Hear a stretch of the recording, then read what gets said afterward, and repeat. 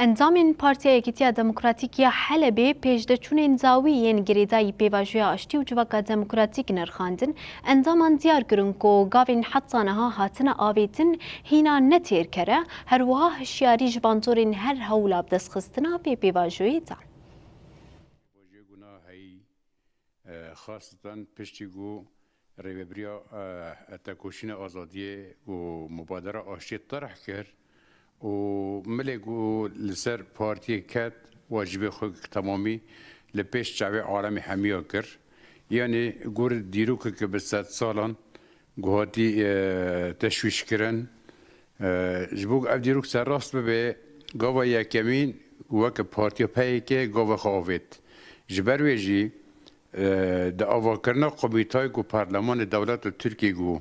هاتی آواکرن واجب وی قومیته گو حقیقت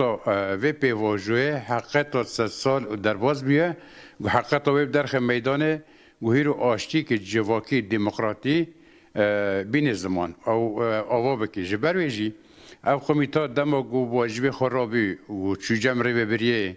و تشتی گو در مبری وان و ری بریه چه بیه واجب وان جی گو اف پیواجو باینانا لپیش جواکه لپیش عالمه گرک بدن آشکرن گو واجب دولت ترکیه چیه جبر ویجی یعنی نا ایرو باوری به دولت ترکیه نابه چما جبر گو 100 سالنه بکم کجی و به انکار و عباده بسر جواک کرد هاتیه کرد جواک ترکانه چو کرد عرب ترک فارس موافق وان ہے یعنی کہ کرداج ہے یعنی هبونا وان جی پہ اعتراف به ملی قانونی ده جبو که ام بهورا جبهه داخلی خورد بکن کجا ولاتی ده ملاقه به او رجلات ناوی تمام ام بهو اعتراف بکن ام وک بنگه کی سیاسی